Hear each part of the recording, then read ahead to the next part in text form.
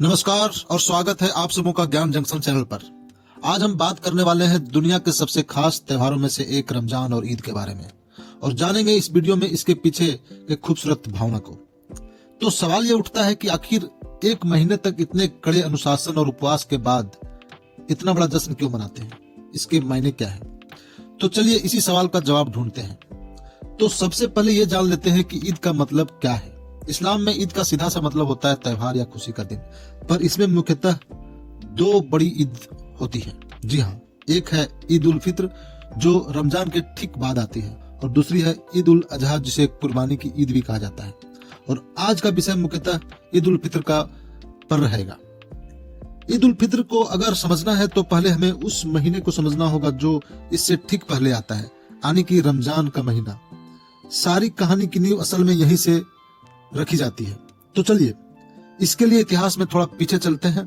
रमजान का महीना इतना पवित्र इसलिए माना जाता है क्योंकि कहा जाता है कि लगभग 610 ईस्वी में इसी महीने में पवित्र कुरान का उतरना शुरू हुआ था और फिर 624 ईस्वी में मदीना में इस पूरे महीने के रोजे रखना जरूरी कर दिया गया। अब रमजान का जो सबसे जरूरी हिस्सा है वो है रोजा।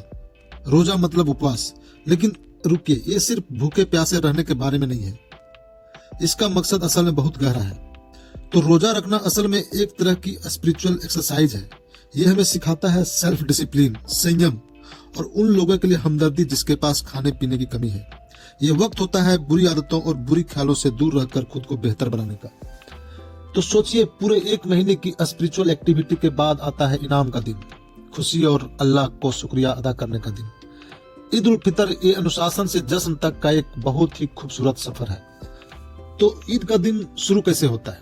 तो सबसे पहले चांद देखकर फिर सुबह सुबह सब नहा धोकर नए कपड़े पहनते हैं, दान देते हैं और फिर सब मिलकर एक खास नमाज पढ़ते हैं। उसके बाद शुरू होता है बधाई का सिलसिला, ईद मुबारक कहकर गले मिलना और हाँ, सेवई जैसे मिठाइयों के साथ जश्न मनाना। लेकिन देखिए, ईद का मतलब फिर अच्छा खाना पीना, पहनना और जश्न मनाना भर नहीं है। इसके पीछे बहुत गहरी वैल्यूज है और यही इस त्योहार का असली मकसद भी है। और इन्हीं वैल्यू में से सबसे खास है जकात उल फितर। एक तरह का जरूरी दान है जो ईद की नमाज से पहले दिया जाता है।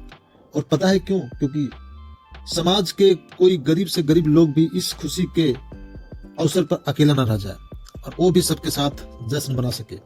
और ये कोई बहुत बड़ी रकम नहीं होती है। हर इंसान की तरफ से 2 या 3 किलो अनाज या उतने ही रकम के पैसे दिए जाते हैं। लेकिन आप सोचिए, इस छोटी मदद का असर कितना बड़ा होता है। ये समाज में बराबरी और एक दूसरे को परवाह करने की भावना को कितना मजबूत बनाता है।